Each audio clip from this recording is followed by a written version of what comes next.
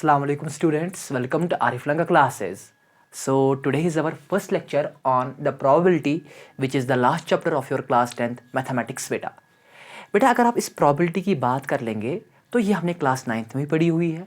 यही probability हम इस साल क्लास 10th में भी पढ़ने जाएंगे बेटा, और इसी का जो एडवांस्ड फॉर्म है वो हम क्लास 11th में भी पढ़ेंगे बेटा, और क्लास 12th में भी probability हम बेटा पढ़ लेंगे।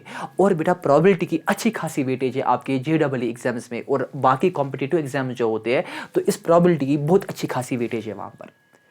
बेटा अगर मैं थोड़ा इस probability की बात कर लूँ कि बेटा ये कैसा चैप्टर है, तो बेटा ये सारा conceptual chapter, it's purely a conceptual chapter. बेटा यहाँ पर सारा डिपेंड करेगा बेटा आप कैसे सवालों में अपना लॉजिक यूज़ कर रहे हो बेटा।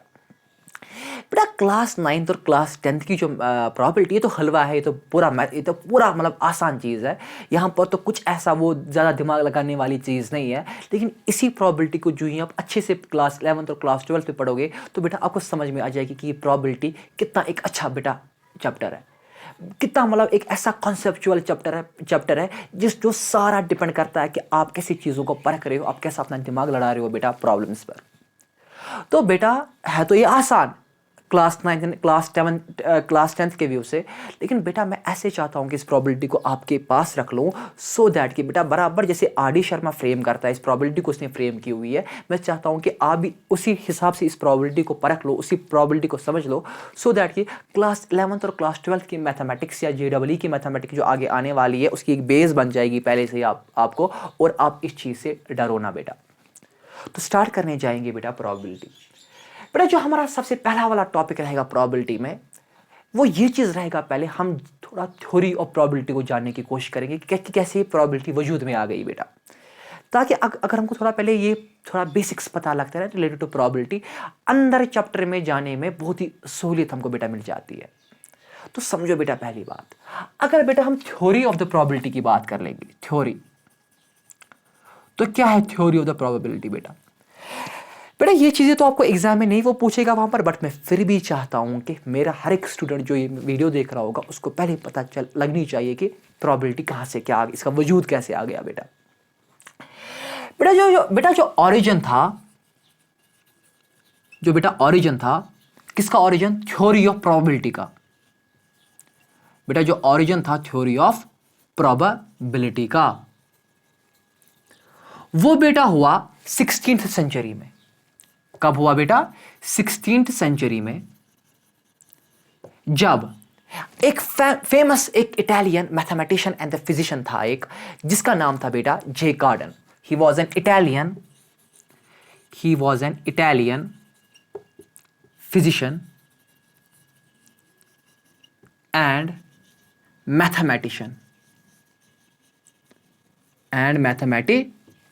जिसका नाम था बेटा जे कार्डन। इसी ने बेटा उस टाइम एक किताब लिखी हुई थी जिसका नाम था द गेम्स ऑफ चांस। क्या था बेटा किताब का नाम? किताब का नाम था बेटा द गेम्स ऑफ चांस। और रिपीट कर लूंगा, जो ओरिजिन हुआ थ्योरी ऑफ द प्रोबेबिलिटी का वो हुआ बेटा 16th सेंचुरी में, जब एक Italian physician and the mathematician एक था जिसका नाम था जे कार्डन। इसने अपनी एक किताब लिखी हुई थी जिसका नाम था बेटा गेम्स ऑफ द चांस। जब बेटा इसने ये किताब लिखी, ये आराम से पब्लिश हुई, और जब ये बाकी उस टाइम के मैथमेटिशियंस ने किताब पढ़ी हुई थी तो बेटा उनको एक जोश बढ़ गया, उनको एक वो जुनून बढ़ गया कि वो अट्रैक्ट हुए towards the study of the probability. यानी बहुत सारे मैथमेटिशियंस उसके बाद आए और उसके बाद वो इकट्ठे सारे आ गए और उन्होंने स्टडी कर दिया इस प्रोबेबिलिटी के रिलेटेड बेटा, यानी शौक बढ़ गया उस वक्त के मैथमेटिशियंस में बेटा। और अगर हम उसके बाद देख लेंगे कि सबसे जो बड़ी कॉन्ट्रीब्यूशंस है towards the field of the probability, वो बड़े 3 मैथमेटिशियंस की है बेटा, जिनमें से बेटा एक का नाम है जेम्स बर्नौली, एक का नाम है बेटा जेम्स बर्नौली, या क्लास 12th में इनफैक्ट पढ़ोगे भी बर्नौलीज थ्योरम। वहां पर आप देखोगे कि कैसे बर्नौली की थ्योरम्स एप्लीकेबल होती है for solving the problems of the probability बेटा। और एक बेटा मैथमेटिशियन थे हमारे पास जिनका नाम था बेटा इब्राहिम डी मोरे। इनका नाम था बेटा इब्राहिम डी मोरे। इनका भी बहुत अच्छी कंट्रीब्यूशन रही हुई है towards the study of the probability, towards the probability के रिलेटेड बेटा। इनफैक्ट इनकी एक बहुत अच्छी थ्योरम भी है जिसका नाम है मोरिस थ्योरम, और वो बहुत हमको एप्लीकेबल होती है for merging the questions of the complex numbers in the trigonometry, जो आप क्लास 11th में बेटा पढ़ लोगे बेटा। और एक मैथमेटिशियन था जिसका नाम था बेटा साइमन लैपलास। साइमन लैपलास, इसकी भी बेटा एक अच्छी कंट्रीब्यूशन थी इन टुवर्ड्स द प्रोबेबिलिटी। इनफैक्ट इसकी भी एक थ्योरम है लैपलास थ्योरम, वो भी आप आगे अपने हायर क्लास में पढ़ोगे। तो इन सारे मैथमेटिशियंस की एक बहुत अच्छी कंट्रीब्यूशन थी बेटा towards the field of the probability. So अगर मैं और थोड़ा थ्योरी ऑफ प्रोबेबिलिटी के रिलेटेड आपको रिवाइज करवाऊं तो वो ये है कि जो थ्योरी ऑफ द प्रोबेबिलिटी का बेटा जो ओरिजिन हुआ था वो हुआ था 16th सेंचुरी में, जब एक famous Italian physician and the mathematician जिनका नाम था जे कार्डन, इन्होंने अपनी एक किताब लिखी हुई थी बेटा गेम्स ऑफ द चांस। उसी के बाद बहुत सारे जो उस वक्त के मैथमेटिशियंस थे उनको एक जुनून बढ़ गया टुवर्ड्स, उनकी एक अट्रैक्शन हो गई towards the study of the probability. और उसके बाद हमने देख लिया कुछ फेमस मैथमेटिशियंस थे जिनकी बहुत सारी कंट्रीब्यूशन है मैथमेटिक्स में भी और इस प्रोबेबिलिटी में भी, जिनका नाम है James Bernoulli, Ibrahim de Moivre and the Simon Laplace. तो ये था बेटा थोड़ा little intro about the theory of the probability. I hope ये आपको समझ में आया हुआ होगा and you can take the screenshot of this also बेटा। शाबाश बेटा, I hope that you might have to the screenshot of this. और इसके बाद अगर हम आगे थोड़ा बढ़ेंगे बेटा, हम थोड़ा जानने की कोशिश कर लेंगे बेटा कि हम प्रोबेबिलिटी को आखिर क्यों पढ़ रहे हैं। क्योंकि बेटा when you would know about the terminology of the subject, terminology of the chapter, then it becomes a cakewalk for you to study, to go into the depth of the probability, to go into the depth of the chapter बेटा। तो बेटा आप समझ लो बेटा हम probability for example पहले क्यों पढ़ रहे हैं, क्यों हम पहले प्रोबेबिलिटी पढ़ रहे हैं। देखो बेटा मैं आपको एक बात बताऊंगा। Suppose this is a coin and you already know that a coin has the two faces. Number one is called as that, this side is to be called as the tail and this side is to be called as the head. अगर मैं अब पहले समझना, condition पहले समझो क्या है। First of all it should be a unbiased coin. What do you mean by the unbiased coin? यानी दोनों तरफ से head नहीं होना चाहिए, दोनों तरफ से tail नहीं होना चाहिए। और ये कॉइन जो है जब मैं इसको फ्लिप करूंगा, जब मैं इसको टॉस करूंगा, ये ऐसे स्टक नहीं होनी चाहिए ग्राउंड पर, यानी ये ऐसे नहीं रहनी चाहिए, ऐसे नहीं रहनी चाहिए ग्राउंड पर। ठीक है बेटा। सो अगर मैं आपको बता रहा हूं कि सपोज ये मेरे पास कॉइन है and I am suppose tossing a coin, कर दी मैंने कॉइन को टॉस, और अब इसका रिजल्ट क्या होगा कॉइन का विदाउट देखे, तो बेटा ये तो सिंपल सी बात है। आप बोलोगे sir 50% chances are of head and 50% chances are of tail. और उसके बाद अगर मैं बोलूं आपको हेड की क्या, मतलब जो ये हमारे पास अब अनसर्टेनिटी रही कि मतलब क्या है आंसर, तो अगर मैं आपको बताऊं, जरा मुझे बताओ प्रोबेबिलिटी ऑफ हेड क्या होगी, प्रोबेबिलिटी ऑफ टेल क्या होगी। तो इसी के लिए हम देखते हैं कि कितना प्रोबेबिलिटी का वहां पर रोल हमको बेटा मिलता है, यानी कैसे ये हमारी अनसर्टेनिटी को बेटा दूर करता है। यही वजह है कि हम इस प्रोबेबिलिटी को हम यहाँ पर बेटा इंप्लीमेंट करते हैं बेटा। Similarly suppose here this is a dice and it should be also a fair dice, unbiased dice. तो ये मेरे पास एक डाई है, die, I talk of the word die. और जब मैं इस डाई को फॉर एग्जांपल रोल कर लूंगा या ऐसे रोल कर लूंगा डाई को, तो आपको मैं बताऊंगा जरा बेटा मुझे बताओ कौन सा नंबर आने वाला है। तो आप बोलोगे सर इक्वली चांसेस तो है 1 भी आने की, 2 भी आने की, 3 भी आने की, 4 भी आने की, 5 भी आने की, 6 भी आने की। तो आप तो पहले ही प्रिडिक्ट नहीं कर सकते हो कि क्या आंसर आ जाएगा बेटा, आप गेस कर सकते हो बट प्रिडिक्ट 100% नहीं कर सकते हो। तो अब किस नंबर की क्या प्रोबेबिलिटी आने की है वो भी हम देख लेंगे कि कैसे हमको हमारी प्रोबेबिलिटी बेटा मदद कर लेगा। सिमिलरली बेटा हमारे पास अ डेक ऑफ 52 कार्ड्स हमारे पास बेटा होते, दीज आर द कार्ड्स। और ये आपको बहुत सारी गेम्स भी हम कुछ बच्चे खेलते हैं with this probability, sorry with this 52 cards, and you know that the deck of the 52 cards contains the 26 black cards and 26 red cards. 26 red cards में 13 बेटा हमारे पास होते हैं डायमंड, 13 होते हैं हार्ट्स, एंड जो 13 ब्लैक कार्ड्स होते हैं उनमें, जो 26 ब्लैक कार्ड्स होते हैं उनमें 13 हमारे पास स्पेड होते हैं, 13 हमारे पास क्लब होते हैं बेटा। ठीक है बेटा। सपोज 52 कार्ड्स में इनको मैं आराम से बेटा पहले इनको मैं आराम से थोड़ा रिशफल करूंगा कार्ड्स को, और उसके बाद मैं आपको बताऊंगा जरा बेटा मुझे बताओ क्या है प्रोबेबिलिटी क्या है पहले आपको इतना पहले पता होना चाहिए इन 52 कार्ड्स में, क्योंकि जब मैं कार्ड्स पढ़ाऊंगा मैं उसमें पहले आपको समझाऊंगा भी कार्ड्स के रिलेटेड के इसमें एक तो हमारे पास होता है एक, अगर हम एक की बात करेंगे यानी एक स्पेड की, एक ग्रुप की बात करेंगे, या अगर हम 52 कार्ड्स में ओवरऑल की बात कर लेंगे, 4 तो उसमें बेटा होते एस कार्ड्स। बेटा 2 से लेकर 10 तक हमारे पास नंबर कार्ड्स होते हैं, और उसके बाद 3 फेस कार्ड्स होते हैं, जिसमें हमारे पास जैस आता है, जिसमें हमारे पास किंग आता है, जिसमें हमारे पास कोई जैक आता है, क्वीन आता है, और हमारे पास कोई किंग आता है बेटा। तो बेटा हर एक कार्ड की प्रोबेबिलिटी क्या है आने की, हर समझना बेटा मेरी बात, हर एक कार्ड की क्या है प्रोबेबिलिटी बेटा आने की, ये भी हमको बेटा मदद कर लेगा प्रोबेबिलिटी ढूंढने में। यानी किंग की क्या प्रोबेबिलिटी आने की, क्वीन की क्या प्रोबेबिलिटी आने की, या बेटा क्या इसको बता देते हैं 5 की क्या है, 6 की क्या है, 7 की क्या है, एस की क्या है, वो मैं आपको बेटा सारा समझाऊंगा कैसे बेटा हमको प्रोबेबिलिटी वहां पर मदद कर लेगी इन कार्ड्स की प्रोबेबिलिटी निकालने के लिए बेटा। ठीक है, पूरा बेटा आपको बने रहना है वीडियो में, तो इंशाल्लाह I will try my level best कि आपको कोई डाउट या कंफ्यूजन ना रहे बेटा। शाबाश। सो अब सवाल है, पहले हम क्यों पढ़ रहे हैं प्रोबेबिलिटी, जिसको मैंने थोड़ा डेमोन्स्ट्रेट यहां पर कर दिया क्यों पढ़ रहे हैं। तो अब जो हमारे पास कॉइन को टॉस करने के वक्त एक अनसर्टेनिटी फील हो रहा है, एक अनसर्टेनिटी आ जाती है कि क्या हेड है या क्या टेल है। डाइस में नंबर क्या होगा, कार्ड्स को जब हम रिशफल करते हैं उसके बाद हम बोलते हैं कि किस कार्ड की क्या प्रोबेबिलिटी आने की, तो अनसर्टेनिटी है। इसी अनसर्टेनिटी को दूर करने के लिए हमारे पास एक मैथमेटिकल टूल है जिसका नाम है बेटा प्रोबेबिलिटी। सो क्या है, मैं लिखूंगा बेटा यहां पर, इट इज अ मैथमेटिक, जो आर डी शर्मा बताता है वही भी बेटा मैं आपको बताऊंगा बेटा यहां पर, और उसके बाद उसी को थोड़ा समझाने की कोशिश करूंगा, उसको आसान लैंग्वेज में आपके पास पहुंचाने की कोशिश करूंगा बेटा। सो what is the probability? It is a mathematical tool, it is a mathematical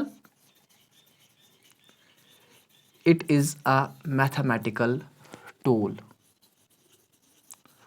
through which, जिसके जरिए,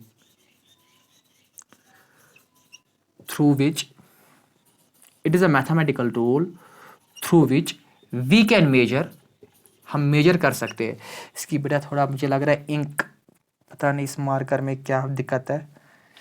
इनफैक्ट हमारा मार्कर को हम दूसरा मार्कर ही यूज कर लेंगे और उसी में हम इंक डालते हैं।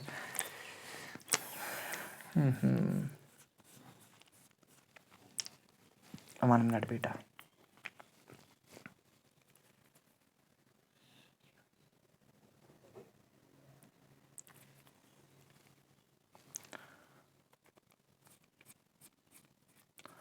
बेटा सॉरी कि आपको मेरी वजह से 1 मिनट वेट करना पड़ा। 1 मिनट बेटा,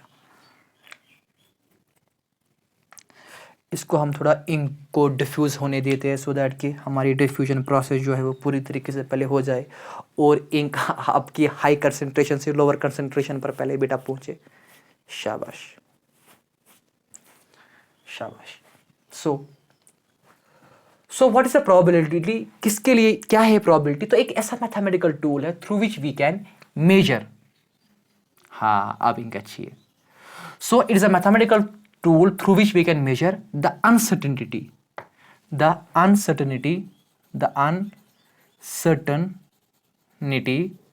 और इसका दूसरा नाम है अनसर्टेनिटी का रैंडमनेस, और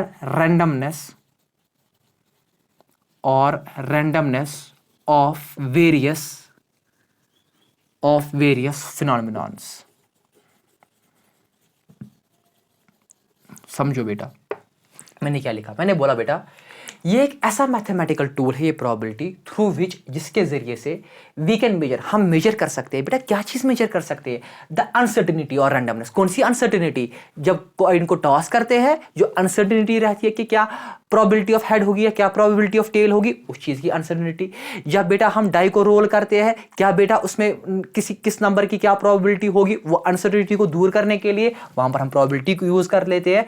या बेटा जब हम कार्ड्स, कोई भी आपको किसी भी कार्ड की प्रोबेबिलिटी देखनी होगी कि क्या है, तो वहां पर भी हम बेटा प्रोबेबिलिटी यूज करते हैं। तो वही मैं बता रहा हूं कि it's a mathematical tool through which we can measure the uncertainty और the randomness of the various phenomenons बेटा। अब समझो बेटा कैसे मैं चीज को उठा रहा हूं। बेटा जब हम इस वेरियस फिनोमिनॉन्स की बात कर लेंगे, तो these various phenomena are nothing but your random experiments. These phenomena are nothing but your random experiments. अब आपका सवाल होगा सर रैंडम एक्सपेरिमेंट क्या होती है? अब आपका सवाल होगा सर रैंडम एक्सपेरिमेंट क्या होती है। मैं समझाऊंगा बेटा, पहले आप इस चीज का स्क्रीनशॉट उठा दो, इसके बाद मैं समझाऊंगा रैंडम एक्सपेरिमेंट बेटा क्या होती है। बेटा उठाओ स्क्रीनशॉट, शाबाश। सो आई होप कि बेटा आपने इस चीज का स्क्रीनशॉट उठाया हुआ होगा। और अब मैं बेटा आपको समझाऊंगा कि क्या होता है बेटा रैंडम एक्सपेरिमेंट क्या होता है। बेटा समझो बेटा रैंडम एक्सपेरिमेंट क्या होता है। बेटा जब आप अपने रैंडम एक्सपेरिमेंट की बात करते हो, मैंने बोला रैंडम एक्सपेरिमेंट, जब हम बेटा आप रैंडम एक्सपेरिमेंट की बात करते हो, रैंडम एक्सपेरिमेंट, बेटा पहले मैं इसकी डेफिनेशन लिखवाऊंगा आपको, उसके बाद समझाऊंगा कि रैंडम एक्सपेरिमेंट क्या होती है। बेटा it's that type of an experiment, it is that type of experiment. बेटा ये एक ऐसी एक्सपेरिमेंट होती है, बेटा ये एक ऐसी एक्सपेरिमेंट होती है which has more than one outcomes। Outcome क्या होता है ये भी मैं समझाऊंगा बेटा। तो मैंने बता दिया it's that type of the experiment which has more than one outcomes and whose result cannot be predicted in advance। समझो बेटा, पहले मैं इस चीज को समझाऊंगा बेटा क्या बोला मैंने। बेटा हम बात कर रहे हैं रैंडम एक्सपेरिमेंट की। इससे पहले हमने बात की थी प्रोबेबिलिटी की। हमने बोला कि वो एक ऐसा मैथमेटिकल टूल होता है जिसकी मदद से हम मेजर कर सकते हैं द अनसर्टेनिटी। किस चीज़ की अनसर्टेनिटी? कुछ वेरियस फिनोमेनॉन्स की। मैंने आपको बोला कि जो वो वेरियस फिनोमेनॉन्स है वो बेसिकली आपके रैंडम एक्सपेरिमेंट्स है। अब सवाल है कि रैंडम एक्सपेरिमेंट क्या होता है। मैंने बोला ये एक ऐसा टाइप ऑफ एक्सपेरिमेंट है विच has more than one outcomes, जिसमें एक से ज्यादा आउटकम्स होते हैं। अब सवाल यहां पर है आउटकम क्या होता है। मैं बेटा समझाऊंगा आउटकम क्या होता है। बेटा आउटकम जो होता है it is basically the result of the experiments. It is the results of experiment. देखो बेटा मतलब क्या, मैं बेटा आपको समझाऊंगा। सपोज बेटा, समझना बेटा मेरी बात, सपोज बेटा हम टॉस कर रहे हैं कॉइन को। फॉर एग्जाम्पल हम tossing a coin, a coin को टॉसिंग अ कॉइन। तो बेटा जब मैं टॉस कर रहा हूं कॉइन को तो वहां से क्या क्या निकल सकता है। उस टॉस पहले समझो बेटा, क्या tossing of coin random experiment है या नहीं है। समझो बेटा पहले मैंने बोला it is that type of experiment which has more than one outcomes. अगर हम आउटकम्स देखेंगे टॉस एक कॉइन करने के, इसके बाद वहां से क्या निकलेगा बेटा, वहां से या तो बेटा आपका हेड निकलेगा या तो बेटा वहां पर टेल निकलेगा। ये तो बेटा आउटकम्स निकलेंगे ना हमारे। तो मैंने यहां पर बता दिया विच has more than one outcomes. तो आउटकम्स कितने हमारे पास है? दो। तो it's a random first of all it's a experiment एक है और अभी रैंडम एक्सपेरिमेंट की डिफिनेशन में फुलफिल हो रहा है। उसके बाद मैंने बोला and who result can not be predicted in advance. बेटा जब मैं सपोज मेरे पास बेटा यहाँ पर एक कॉइन है, मैं उस कॉइन को फॉर एग्जाम्पल फ्लिप कर रहा हूं, क्या मैं पहले ही बता सकता हूं कि इसका आंसर क्या आ जाएगा? नहीं, आई कैन प्रिडिक्ट इन पहले से। फिर तो टॉस करने के वक्त हम कॉइन का यूज करते, चाहे वो क्रिकेटर्स हो फुटबॉलर्स हो। तो इसीलिए मैं बेटा यहां पर बात करता हूं कि इसका रिजल्ट हम पहले एडवांस में प्रेडिक्ट नहीं कर सकते। इसीलिए मैं बता रहा हूं कि बेटा it's a random experiment tossing a coin. और आउटकम्स क्या है? It is the result of the experiment. यानी या आप रिजल्ट्स भी बता सकते हो कि एक एक्सपेरिमेंट के बाद रिजल्ट्स क्या निकले हमको बेटा। यहां पर head tail this are to be called as the outcomes. इनको बेटा आउटकम्स कहते हैं। तो प्रोबेबिलिटी हमको किस चीज में मदद कर लेगी? प्रोबेबिलिटी हमको अनसर्टेनिटी में मदद कर लेगी। किस चीज की अनसर्टेनिटी? यानी मैं आपको बोलूंगा क्या है हेड आने की प्रोबेबिलिटी, वो हमको प्रोबेबिलिटी मदद कर लेगा। कैसे कर लेगा वो अभी मैं बताऊंगा। टेल जो है इसकी प्रोबेबिलिटी आने की क्या है, ये भी आप कौन ढूंढने में मदद कर लेगा? ये भी बेटा आपका प्रोबेबिलिटी मदद कर लेगा। तो इसीलिए मैंने बोला it was a mathematical tool which helps us in determining in measuring the uncertainty of an phenomenon. वो फिनोमेनन रैंडम एक्सपेरिमेंट है। रैंडम एक्सपेरिमेंट मैंने बोला कि it is that type of the experiment which has more than the one outcomes. पहले more than one outcome होना चाहिए and whose result can not be predicted advance. Advance में ये आप नहीं बता सकते बेटा रिजल्ट क्या है। और आउटकम क्या? It is the result of the experiments. और ये होते आउटकम्स। इसके बाद क्या पढ़ना है मैं पढ़ाऊंगा बेटा। पहले आप इस चीज का स्क्रीनशॉट उठाओ बेटा यहां तक। शाबाश बेटा, आई होप कि आपने यहाँ तक स्क्रीनशॉट उठाया हुआ होगा। अब समझो बेटा, जो बेटा हमारे पास यहाँ पर ये आउटकम्स आते हैं, और अगर हम इसी आउटकम्स का एक सेट देखेंगे, सेट इसका, क्योंकि सेट्स बेसिकली आपको पढ़ना है क्लास 11th का पहला चैप्टर, पर मैं थोड़ा चाहता हूँ कि आपको थोड़ा समझ में आ जाए बेटा। यहाँ पर बेटा अगर आप कॉइन को टॉस करने के बाद आपको ये आउटकम्स आ रहे हैं बेटा, तो इन्हीं the collection of these outcomes, इन्हीं को बोलते हैं बेटा सैंपल स्पेस। क्या बोलते हैं? Sample space. मैं समझाऊंगा बेटा, पहले आप यहाँ तक उतारो बेटा, और आपने इनफैक्ट उतारा भी हुआ होगा, तो अब मैं आपको बेटा समझाने जाऊंगा सैंपल स्पेस क्या होता है।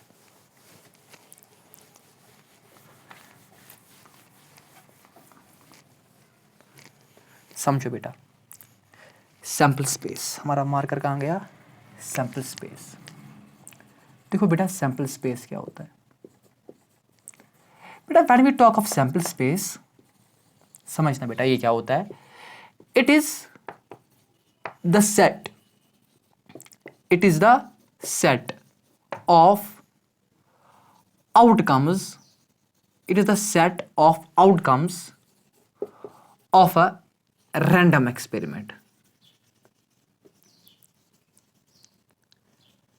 एक्सपेरिमेंट। देखो बेटा क्या मैंने बोला सैंपल स्पेस जो होती है ये एक सेट होती है of the outcomes of a random experiment. For example, मैंने बेटा टॉस कर दिया कॉइन, सपोज इसको हम यहाँ पर इरेज करते हैं। सपोज मैं बेटा यहाँ पर बोलूँगा कि मैंने टॉस कर दिया कॉइन, टॉसिंग अ कॉइन, और टॉस एक कॉइन करने के बाद जो मुझे वहां पर सैंपल स्पेस निकली, सपोज एस सैंपल स्पेस को मैं यहां पर डिनोट कर लूंगा, तो एक सेट है। किस चीज का सेट है? It is the set of the outcomes. Outcomes क्या है? एच कामा टी। तो इसको बेटा बता देते हैं the set of the outcomes of a random experiment. जो हमको यहां पर है उसको बेटा हम बोलते हैं सैंपल स्पेस। क्या बोलते हैं बेटा? तो इस सेट को हम यहां पर बोलते हैं सैंपल स्पेस। और जो elements of the sample space होती है बेटा, ये एलिमेंट्स, इंडिविजुअल एलिमेंट्स, ठीक है, इनको बोलते हैं सैंपल पॉइंट्स। मैं लिखूंगा बेटा यहां पर elements of sample space, elements of sample space are called, या एलिमेंट्स, यानी जब हम एलिमेंट्स की पहले बात कर लेंगे, in fact I should here use word the individual elements, individual element. Individual element, जो इंडिविजुअल एलिमेंट होता है बेटा सैंपल स्पेस का, individual element of the sample space is called, इसको बेटा बता देते हैं sample point. It is called sample point. तो हेड क्या है? हेड हमारे पास एक सैंपल पॉइंट है यहां पर बेटा। टेल क्या है? टी क्या है हमारे पास? टी हमारे पास बेटा एक सैंपल पॉइंट है बेटा यहां तक। सो बेटा यहाँ तक कोई डाउट है, कंफ्यूजन? आई होप कोई भी कंफ्यूजन नहीं हुआ होगा और आपको यहाँ तक ये बेसिक्स पहले समझ में आए हुए होंगे। इसके बाद हमको क्या देखना है बेटा वो भी मैं आपको समझाऊंगा। You can first of all take the screenshot of this बेटा। शाबाश बेटा, आई होप कि आपने स्क्रीनशॉट उठाया हुआ होगा। इसके बाद बेटा अब हम और आगे बढ़ेंगे और उसी डिफरेंशियल पर आ जाएंगे, क्योंकि उसी के साथ हमको बेटा सारा गेम खेलनी है। वो यही है कि प्रोबेबिलिटी, कि मैंने बोला प्रोबेबिलिटी हमारे पास एक ऐसा मैथमेटिकल टूल होता है जिसकी वजह से हम मेजर करते हैं अनसर्टेनिटी को, किसी भी फिनोमेनन की। और उसी फिनोमेनन को मैंने वहां पर नाम दिया रैंडम एक्सपेरिमेंट। फिर समझाया रैंडम एक्सपेरिमेंट होता क्या है बेटा। बेटा अब फॉर एग्जाम्पल जब अपने टॉस कर दी कॉइन, बेटा समझना मेरी बात, मैंने कहना क्या चाहता हूं बेटा अब आपने टॉस कर दी कॉइन, फॉर एग्जाम्पल टॉस हमने कर दी कॉइन। कॉइन को टॉस करने के बाद मैं आपको बता रहा हूं, बता दो मुझे क्या है प्रोबेबिलिटी हेड आने की। अब जो मैं आपको यहां पर ये सवाल कर रहा हूं, क्या है प्रोबेबिलिटी हेड आने की, मैं समझो मैं आपको क्या सवाल कर रहा हूं, क्या है प्रोबेबिलिटी हेड आने की। जो मैं आपको ये बता रहा हूं ना, क्या है प्रोबेबिलिटी हेड आने की, यानी हेड हमारे पास यहां पर एक इवेंट बन गया।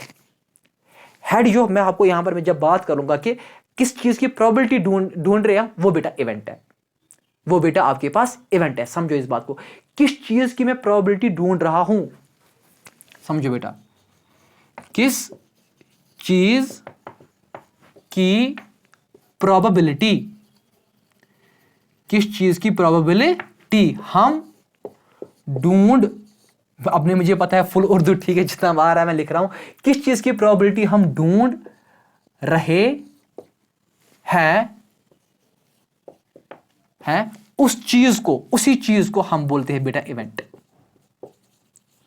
जिसकी हम प्रोबेबिलिटी किस चीज की, किसी भी चीज की जब हम प्रोबेबिलिटी ढूंढेंगे उसको हम बेटा बोलते हैं इवेंट। ये बेटा मुझे थोड़ा पहले समझाना था। यानी अगर मैं अब टॉस कर रहा हूं कॉइन, उसके बाद मैं आपको बोल रहा हूं प्रोबेबिलिटी ऑफ द हेड क्या है, यानी वहां पर मैं ढूंढ रहा हूं प्रोबेबिलिटी उस इवेंट की।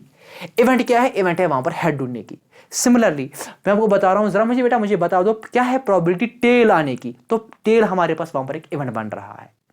तो इसके लिए एक जनरल फॉर्मूला होती है जो हम यहां पर यूज कर लेंगे, बट याद रख लेना जो मैं एक पहले समझाऊं। तो अगर हम टॉस कर लेंगे कॉइन को, तो वहां पर जो सैंपल स्पेस है वो तो या तो हेड ही है या तो टेल है। अब मैं आपको बोलूंगा what is the probability of the head. Probability head आने की क्या है वो मैं बेटा आपको समझाऊंगा कि कैसे निकालते हैं। तो मेरे बट इससे पहले मैंने ये चीज बता दिया कि जो हम प्रोबेबिलिटी ऑफ हेड ढूंढ रहे हैं, बेसिकली ये प्रोबेबिलिटी किसी इवेंट की ढूंढने की। हेड हमारे पास यहां पर एक इवेंट है।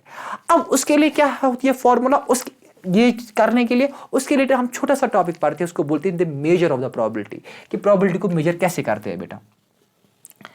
इसको बेटा बता देते हैं measure of probability. Measure of probability, समझो बेटा। जब हम किसी भी इवेंट को मेजर करते हैं, मेजर ऑफ द प्रोबेबिलिटी यानी प्रोबेबिलिटी किस चीज की, मेजर ऑफ द इवेंट, किसी भी इवेंट की प्रोबेबिलिटी को ढूंढने के लिए कैसे हम करते हैं बेटा। सपोज बेटा अगर मेरे पास यहां पर कॉइन है और मैं आपको बताऊंगा क्या है प्रोबेबिलिटी टेल आने की या क्या है प्रोबेबिलिटी हेड आने की, वो मेरे पास इवेंट्स बन रहे हैं और उन चीजों की प्रोबेबिलिटी कैसे ढूंढती है। समझो इसके लिए फॉर्मूला क्या है कि प्रोबेबिलिटी ऑफ इवेंट जो होती है वो होती है number of the favourable outcomes, number of favourable outcomes. In fact आपने 9th में भी पढ़ा हुआ होगा, number of favourable outcomes divide by total number of outcomes, divide by total number of outcomes. यानी फेवरेबल कितने हैं उसको डिवाइड कर रहे हैं नंबर ऑफ द आउटकम्स क्या है, यानी total number of the outcomes कितने हैं। अब समझो ये फेवरेबल का क्या मतलब है और समझो उसके बाद टोटल नंबर ऑफ आउटकम्स का क्या मतलब है, समझना बेटा अच्छी तरीके से। लेकिन ये दो चीज समझाने से पहले मैं आपको एक बात बेटा पहले दर्शाना चाहता हूं, वो ये चीज है कि बेटा जो आप ये फॉर्मूला यूज कर रहे हो कि मेजर ऑफ प्रोबेबिलिटी को ढूंढने के लिए, कि आप बोलते हो किसी भी इवेंट की जो प्रोबेबिलिटी होगी वो होगी बराबर number of favourable outcomes by total number of the outcomes, ये तब वैलिड है जब बेटा जो आपके पास जो आउटकम्स होते हैं ना वो होते हैं इक्वली लाइकली आउटकम्स।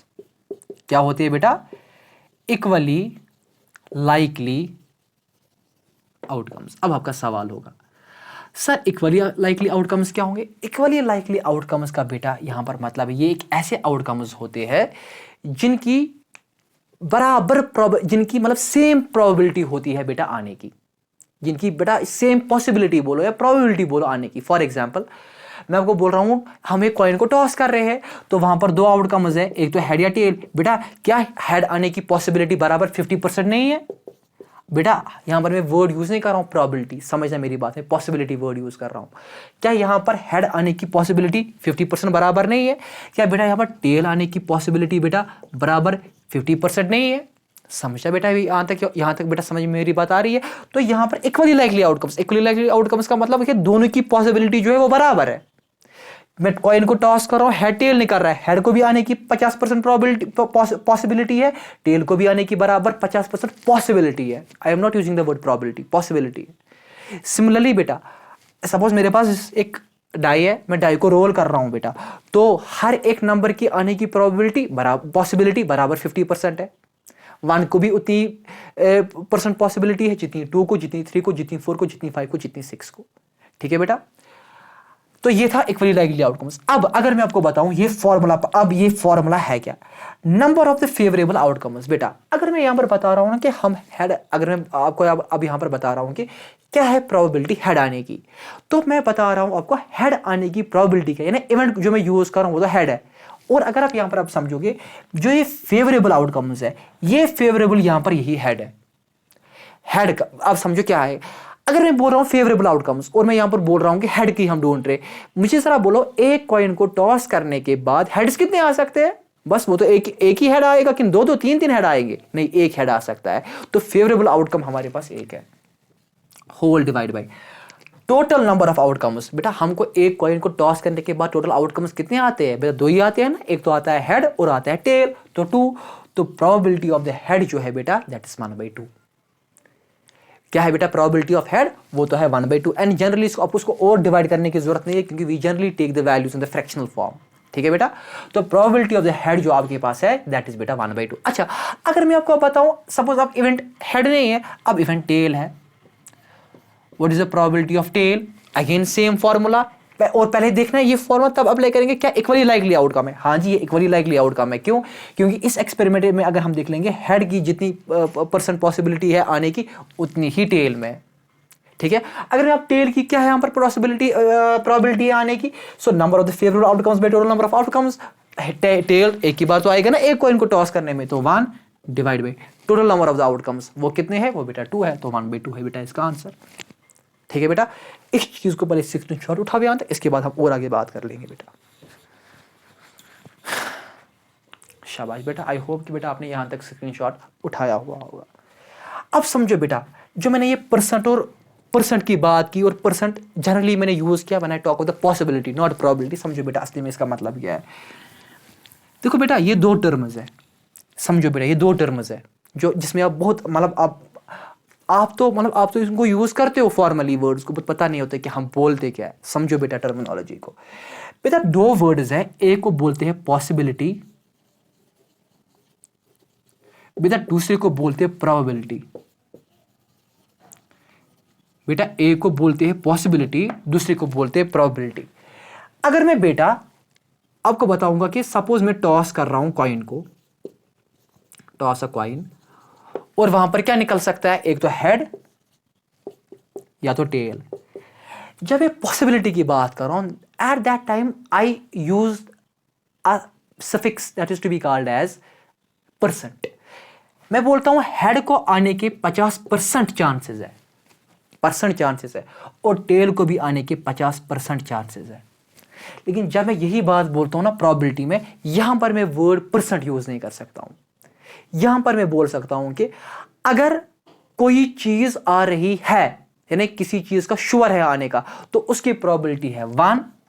और अगर इस चीज की आने की जो प्रोबेबिलिटी है वो कुछ भी नहीं है, यानी ये मतलब वो चीज नहीं हो रहा है, तो उसकी प्रोबेबिलिटी बेटा हम बोलते हैं 0। क्या बोलते हैं? समझो बेटा, अगर किसी चीज की प्रोबेबिलिटी, मैं ये भी समझाऊंगा ना इस इवेंट्स की, जब हम बात करूंगा टाइप्स ऑफ इवेंट्स, वहां पर मैं और समझाऊंगा। मैंने क्या बोला? मैंने बोला अगर किसी चीज की जो प्रोबेबिलिटी होने की वो बराबर 100% है, तो उसकी प्रोबेबिलिटी हम 1 लेंगे, ना कि परसेंट्स में हम वहां पर बात कर लेंगे। We don't use percents in the probability. और अगर उसी चीज की प्रोबेबिलिटी कुछ भी नहीं है होने की, तो वहां पर हम बोलते हैं कि 0 है इसकी प्रोबेबिलिटी। यही दोनों 1 और 0 को और अच्छे से समझने के लिए हम उठाएंगे अब टाइप्स ऑफ द इवेंट्स। तो इवेंट्स क्या है बेटा? जिस चीज की हम प्रोबेबिलिटी बेटा ढूंढ रहे हैं बेटा। So now let's move to types of the events.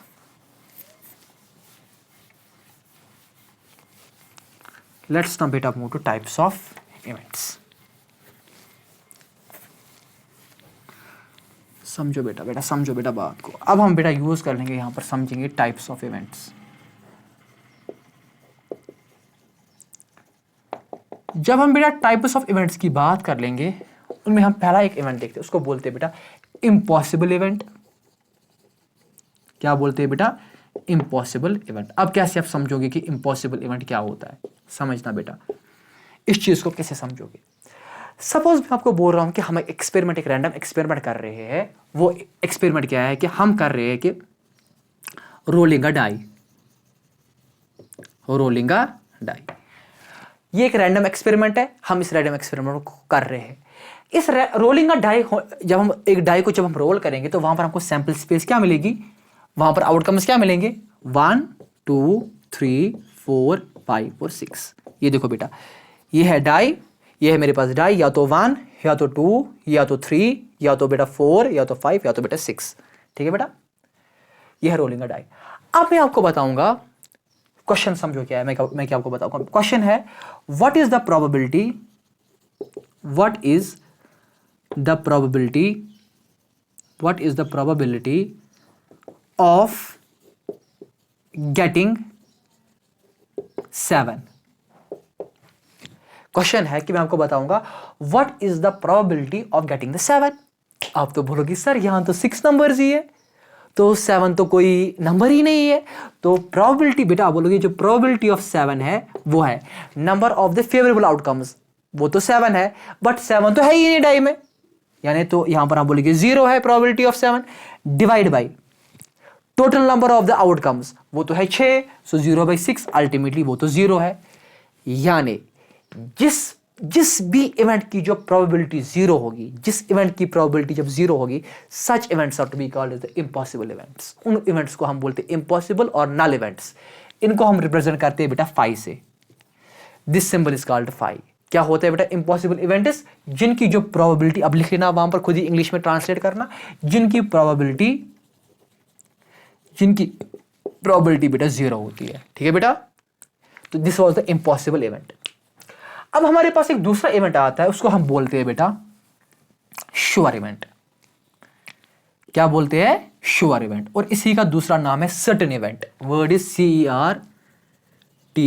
इसको बोलते हैं सर्टेन इवेंट। क्या होता है बेटा श्योर और सर्टेन इवेंट?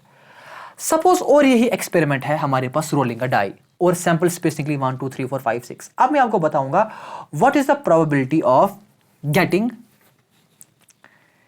ईदर ऑड और इवन नंबर। समझना बेटा, what is the probability of getting either even और ऑड। इस चीज का मतलब, अगर आप इस ऑड से और से यहां पर कंफ्यूज भी हो जाओगे, I can also use the word and, but आप समझो बेटा इस और का कितना यहां पर अच्छा मीनिंग है। यानी मैं वो सवाल कर रहा हूं कि what is the probability of getting the इधर इवन और ऑड, या अगर आप इस एग्जांपल से भी ज्यादा आपको थोड़ा दिक्कत आ जाए कि मैं आपको बोलूंगा what is the probability of getting numbers